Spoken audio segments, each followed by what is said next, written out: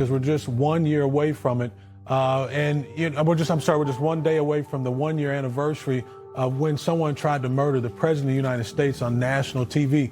We're going to bring in Republican strategist and managing editor of Nestpoint, John Thomas, as well as trial attorney and host of Today with Dr. Wendy Patrick.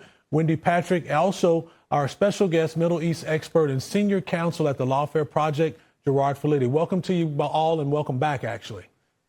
Good morning. Thank you. Good to be back. John, we'll start with you. Now, we did have that attempt in Butler, as we mentioned, and then the golf course incident with Ryan Ruth poking a rifle through a fence towards the president.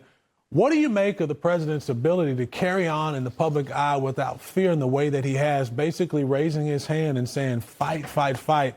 How does Donald Trump do that? It is an incredible question that still escapes me to date. You know, when a candidate runs for president, we have a saying in politics that running for president is the MRI for the soul. You know, it's incredibly difficult to run for president. But what President Trump endured with all the lawfare, et cetera, running, and then the assassination attempt, actually multiple assassination attempts, what that tells me is it revealed his true character, which is some politicians have slogans that they're tough, they'll stand up for the people, etc. But oftentimes it's fake. They're platitudes. A person's real character and real resolve is revealed in that ultimate moment of crisis when their own life is on the line. And what did President Trump do in that moment? Instead of hunkering down, cowering, he stood up and he spoke to the American people and said he's not going to quit. We've got to fight. It really was so emblematic of everything that President Trump stands for and what he thinks America stands for as well. Sure. I mean, I saw it unfold live, and my heart was relieved to see him stand up and do what he did. Gerard, I want to get into this story.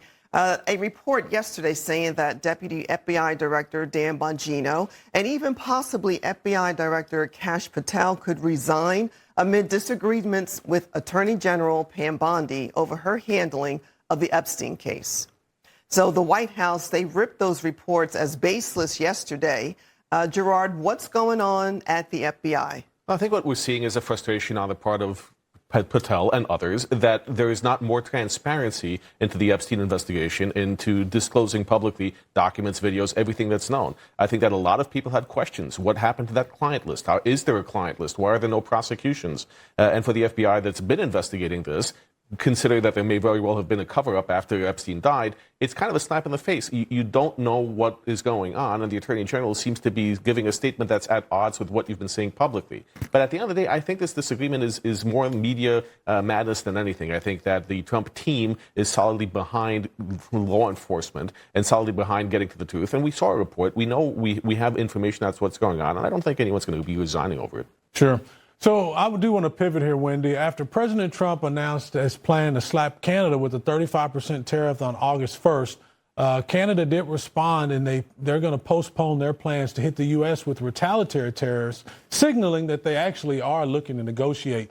So, Wendy, my question is Trump actually proven what he's always said, that this tariff policy is, in fact, an effective tool like he told us it would be? Oh, absolutely. That's what we have seen from the very beginning. That's what he talks about on the campaign trail. I mean, he's the ultimate blue-collar businessman. He went from the boardroom to the situation room and brought that business savvy with him, especially when it comes to negotiating a better deal for America. These tariffs are a negotiation tool, and he has proven that with almost every country that he's negotiated with. And he's been very transparent, talk about transparency, about how this works behind the scenes. He's in pursuit of fairness, not exploiting other countries, but also not allowing America to be exploited.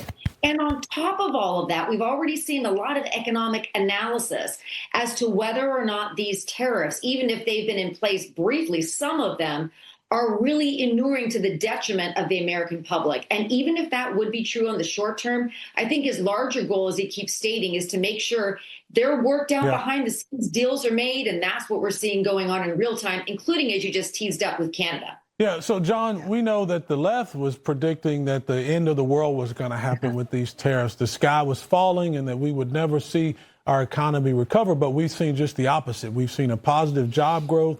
We've seen the economy expanding, and we've seen manufacturing coming back, and we've seen Donald Trump come home with trillions of dollars in future deals. What do you make of what's happening with the president, who just seems to keep winning? Yeah, it's really incredible. You pretty much, whatever the left has a freak out, the opposite seems to occur. President Trump keeps winning, and particularly on the tariff thing. I mean, let's just pause for a moment and reflect that it wasn't just the extreme left. It's even some, Chamber of Commerce Republicans that said there's no way manufacturing could possibly come back to the U.S. That's not true. That's happening right now. American companies, foreign companies are saying, look, I don't want to pay tariffs, and so I'm going to onshore back to the U.S. And we're seeing hundreds of billions of dollars of investment right back here in places like Ohio, Pennsylvania, Texas. Sometimes you have to force these companies' hands, but it's great for the companies, it's great for the American workers, and it's great for America. It is great. Absolutely. Well, let's move on now to the House Oversight Committee, where President Biden's former White House physician, Dr. Kevin O'Connor, testified before members yesterday, and the stonewalling continues. Let's take a listen. On the advice of counsel, I must respectfully decline to answer based on the physician-patient privilege and reliance on my right under the Fifth Amendment of the Constitution. I am not a lawyer, and I must follow my lawyer's advice in this matter. We will alternate back and forth until there are no more questions. Do you understand? On the advice of counsel, I must... I want to give him a haircut. But anyway, Wendy, where are you on this? You're the attorney here. Make this make sense. The best way I can make it make sense is the reality that the president is subject to full transparency. John says an MRI. I'll say a full body scan, including your baggage. And that includes both mental and physical. And the doctor's in a tough spot here. His better argument is physician-patient confidentiality. Counter argument is if there's anything that wasn't revealed that should have been revealed, that may be some sort of an exception if they're going to go that route, which obviously they are. So it's a mix between privacy, privilege, politics, and I'll say being in public office. Some of that has to fall to the wayside, or at least it should, to provide that level of transparency. Biden was all about that on so many other issues when he was president. Now that he's out of office, this is something that the public wants to know about, because remember, he was in control of that auto pen, or was he? That's one of the big issues. Yeah, that is the big issue. Sure. So, Gerard, final question to you. I mean, to me, it seems if there's nothing to hide here, why the doctor just couldn't answer. He's answered the question before about the state of the president's health. That was actually his job, to inform the American people, that to give the president a good bill of health, or to be honest with us. The question that was asked was he asked to lie about the president's health? Why couldn't he answer that simple question? Well, you read my mind. What's telling to me is that he invoked the Fifth Amendment. He could have just stuck with physician-patient privilege, let a court decide whether it's waived, and then come back and then claim the Fifth.